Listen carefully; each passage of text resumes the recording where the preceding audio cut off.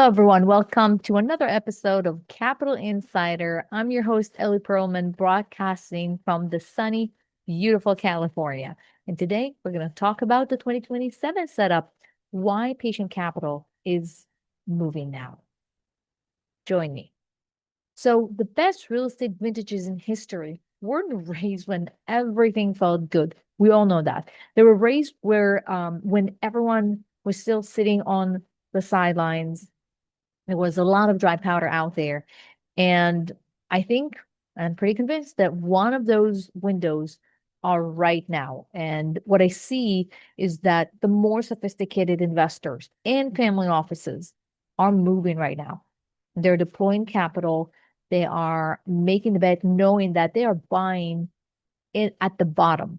Because when everyone feels comfortable, when everyone is deploying, there's a lot of competition, a lot of demand. Essentially, you're buying at a premium. You're paying the price for being comfortable, but buying when everyone else is buying. But when you swim against the current and when you deploy when you make sure that actually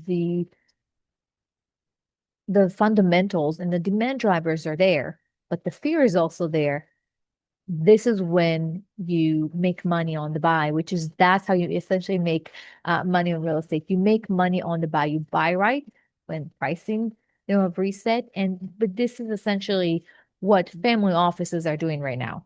They are buying right and left. They're buying in the markets that they believe in. They do not sit on the sidelines. They deploy and buy and make money. Well, let's talk about what happened.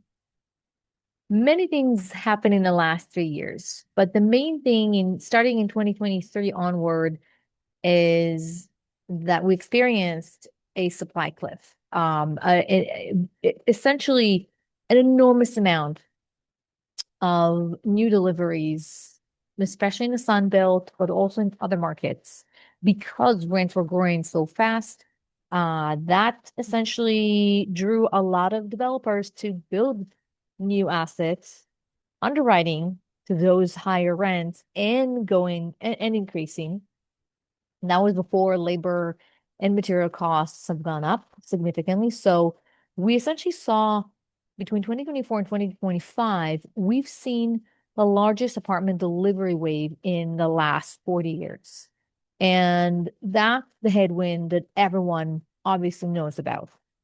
Um, but essentially what happens is that once you have a lot of new deliveries, a lot of new assets in the same market competing, many times it's just a race at the bottom. You have a certain amount of people knocking on doors, looking to rent, and you have a larger number of units that are available. Then competition starts. Then somebody cuts rates by 5, 6, 7, 10%. The neighbor across the street has to do the same. And so that is kind of the race at the bottom that we have experienced. But what many investors don't really look at, which family offices do, they look at construction starts. And we have essentially a good knowledge, a good indication of how many new units are coming online every month, every year for the next at least 3 years, because the permit requests are public. And so it's not very hard to aggregate this data and to know which markets are still going to have deliveries, Phoenix is definitely one of those with the longest kind of tail. So it would take just a little bit longer for all the new construction to be completed and absorbed, meaning a new building that is being delivered is now being stabilized at 90% occupancy and higher, so they can start raising rents. And then the natural delta between Class A new build and Class B assets that have been around for 20, 30 years is now back to normal range, which back in the day was $400 to $600. And so it attracts different tenant base. And I mean, those who qualify to live at a Class A building, everyone wants to live in the nicest building in the neighborhood, but not everyone can afford it. Then they fall back to Class B, which is what Blue Lake essentially buys. And so usually if we're looking at just the math, apartment buildings take about 2 to 3 years to deliver. So today's starts collapse. Essentially, the starts, when you're looking at all the data now, there's definitely scarcity coming in 2027, all the way to 2029. There's almost no new buildings there, and we know that because we can see that there's no permits. The amount, I think we're about 70 to 75% reduction in permits compared to the peak of 2021. And so 2021 permits were at peak, brought a massive wave of new construction deliveries in 2023, 2024. But moving forward, next year and the year after, we're not going to have a lot of new deliveries and a lot of new competition, and the race at the bottom will stop. So we can see the future supply. It's already decided, it's already there. We don't need to essentially guesstimate. We see the numbers because we see the permits, because it's public. And that's a beauty in at least that part of the equation. So essentially, rent growth is being impacted by multiple items, multiple factors, but supply and demand is essentially the key to it. So obviously, when supply outpaces demand, then rents go down. And that's what we have been experiencing. We have a lot more free, available units out there. A lot of them are new and beautiful. And that's when the investors, the owners that own those new buildings, they have a very expensive construction loan that they need to return, that they need to pay out by the end of those 2 to 3 years of construction. They're incentivized to sell the building many times, so they will cut rates to fill the buildings as fast as they can, so they can return the loans. And so that is a very interesting thing that has been happening in the last 3 years and still happens. But once that wave of new units are going to be slow and eventually pause, that would be 2027 to 2029, then the ratio of supply and demand is going to be inverted compared to today, where you're going to have more demand and not as many units available. This is when we can be more selective as owners, and this is when rents are going to go up. So of course, rents are also, rent increases are also impacted by other things, the job markets, health, inflation, etc.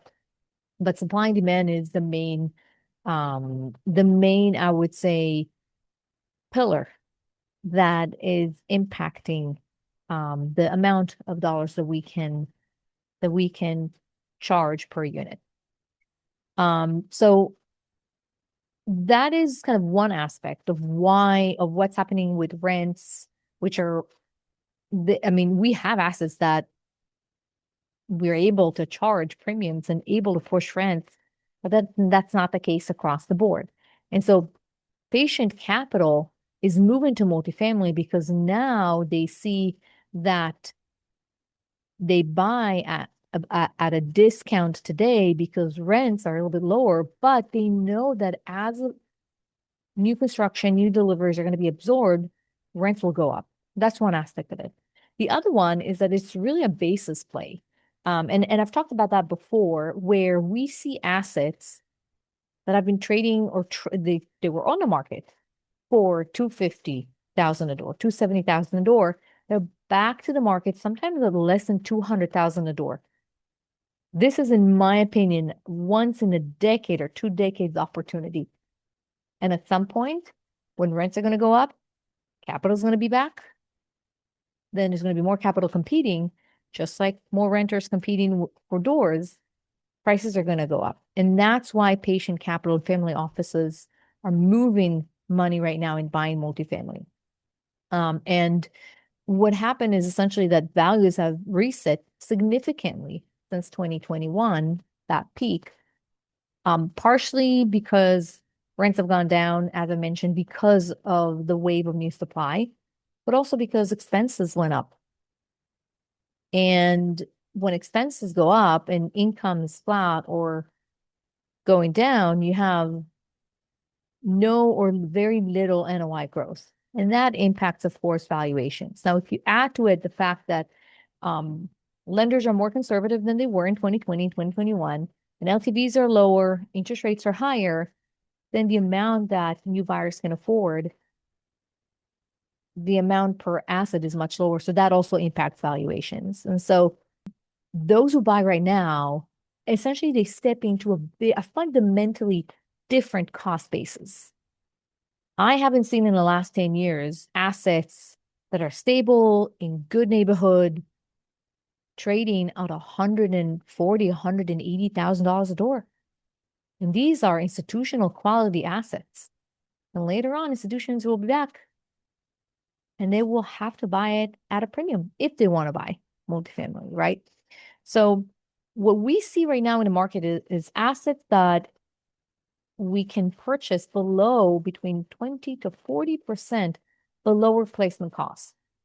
Today, the building you building, it costs $250,000 to build from scratch. And when you buy something at 180,000, yes, could be 10, 15 years, maybe 20 years older, but you buy it at a huge discount to replacement cost. This is essentially when you make money in real estate. You make money on the buy. So if you buy it for an existing asset that is already cash flowing, it was already stabilized, 90, 95% occupied, and you buy it at a major discount when it costs you to build it, then the new competition can't really undercut you at some point because your cost basis is very low and their cost basis is very high. It costs them a lot more. It costs them 30% more to build it. So financing looks different. The expenses look different. It's a simple math. So when seller transact at these higher prices, um, they used to actually transact at higher prices, and now they have to come to an kind of agreement and make peace with the new reality that these are the new prices. Pricing has been reset. And that's why patient capital, those who have been waiting on the sidelines, now they're making their move because they know that could be a year, could be 2 years, this window is going to be closed, essentially. And the basis play is what motivates this patient capital to move forward. Now, another reason why patient capital is moving to multifamily is because the demand drivers are still very solid. So first of all, the own versus rent math is very, very clear. I mean, mortgage rates are pretty high right now. And right now it's also it's not a good market for single family home sellers right now. I believe last month we were 600 or 650 houses over demand. So demand for single family homes are at all-time low. And home prices, where they are right now, they're still higher than where they were 10 years ago. So there's a huge gap between average mortgage payment and average Class B lease. And not to mention that you need to come up with 20, 30% of down payment out of your savings, or if your parents help you, if you're lucky. So that gap between renting and paying mortgage is pretty wide and pretty large. And, millions of households today decide to rent because the math just doesn't really work for them. Now, in addition, there's also something culturally that it has been happening in the US. You have, the renter cohorts are renting for longer. They want the mobility aspect. Nobody in their mid-20s wants to buy a house and be locked in where they can't pick up and move across the country and pick up another job. Or if you want to experience different lifestyle. So essentially, renters are renting for longer and they're forming households. They're getting married much later in life than compared to 30 years ago. So the renter pool in the US is structurally deeper than any other prior cycle. And that's why I keep believing in multifamily because I'm getting rid and I'm ignoring the noise and the fear and I'm looking at the fundamentals. Very different than office where the demand shrunk overnight. Many companies can operate remotely, and with AI, you don't need big offices. The fundamentals are very different. And of course, there are there's always exceptions, but that is something that it's hard for me to look at any offering and say, yeah, I believe that the demand drivers are solid. So that's very different. But the demand drivers for multifamily are still there. So rents can go up and down, rates can go up and down, interest rates, expenses can go up and then stabilize. Those things can change and fluctuate. The demand is only going one way, and it's up. And of course, in addition to all of that, agency debt, Freddie and Fannie and CMBS, they kept the market liquid because they keep providing financing for multifamily. So all these things are essentially helping with the demand, and it's still solid. And so essentially the window for this reset, for the right pricing right now, it's going to end in one of two ways. Either rates are going to fall, interest rates are going to fall, and cap rates will compress, which means the prices will go up, or the supply cliff arrives and then rent growth reprices all the assets in an upward trend. Either path rewards those who make the move when it was less, when they were less comfortable, where the market was less comfortable. And I do believe that both of those paths would happen, maybe not at the same time. And there is a correlation between them, but the supply cliff is already behind us. And we already know that it's going down. It's clear to me, looking at the data, that 2027, 2028 is where things are shifting. So, institutional capital is starting to rotate back to multifamily.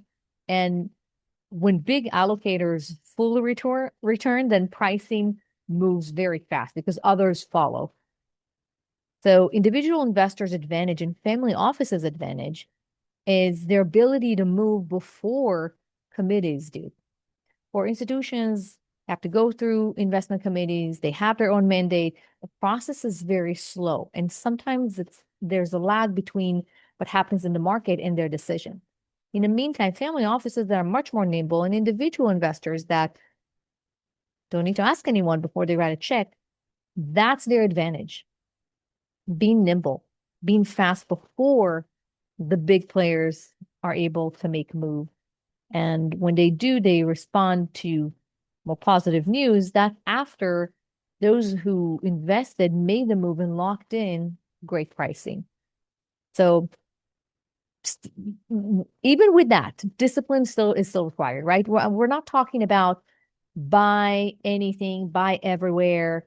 You need to be still consistent and disciplined when it comes to market selection and go to where the demand is, where job is growing, where people are moving into.